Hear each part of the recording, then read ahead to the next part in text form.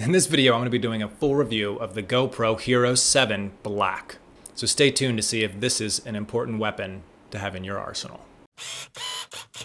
You know, GoPro's come a long way, and they've always been known as the action cameras, something that you can just mount to your windshield, to your helmet, to anything, and go get those really cool shots. One of the problems that I've always had with GoPros is when I do that, every bump is noticed. The image stabilization on GoPros prior to the Hero 7 have been not. You really don't get any image stabilization. And that was the big seller for me on this camera, was the image stabilization. It is an absolutely fantastic feature that will make your images look much more crisp, much more watchable. You might notice as you go back and watch your old footage that doesn't have image stabilization, it can kind of make you a little sick sometimes. That was the big seller. However, once I got this camera and started playing around with it, there were some really amazing features that I found that impressed me even more than the image stabilization.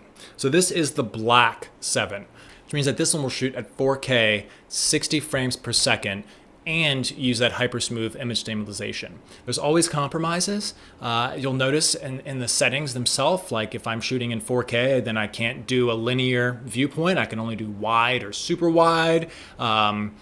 If I'm shooting in 4K, then I'm limited to 60 frames per second, which you should only use if you're doing slow motion anyway.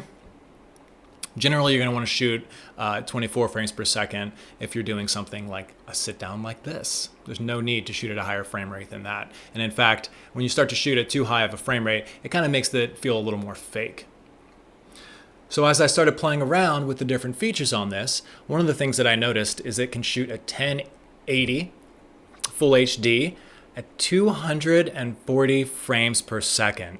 That is stellar. So here's actually some footage that I shot in Hawaii at 240 frames per second underwater, and I was just absolutely blown away with the image quality at this insanely slow-mo speed. I have not found another camera for a comparable price that can do slow-mo nearly as good as this one can.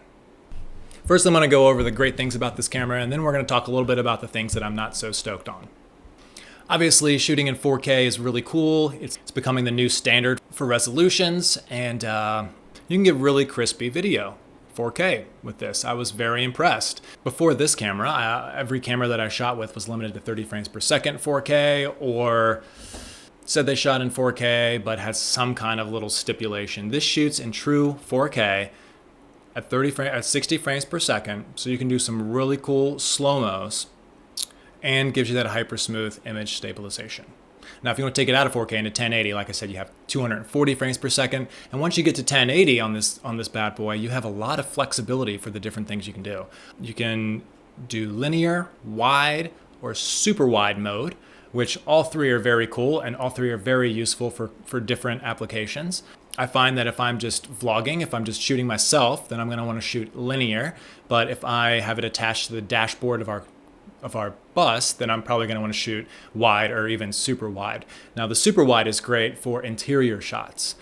We have another channel where we live in a bus conversion, and sometimes it's really hard to get the full interior view with any other camera. This wide angle on my DSLR does a pretty good job, but the super wide on the new GoPro is absolutely stellar for capturing just a massive wide angle shot. Okay, so some things that I'm not super excited about. Great screen, really amazing 4K screen. However, it sucks the life out of the battery. One good feature is it does shut the screen off after about a minute of recording. It'll turn the screen off and continue to record. However, playback and for that minute that it is recording, it drains the battery quite significantly. Sometimes your images come out far more washed out than you would like. I was shooting with this as my secondary camera and switching back and forth between the G7X Mark II that I'm shooting with right now and the GoPro.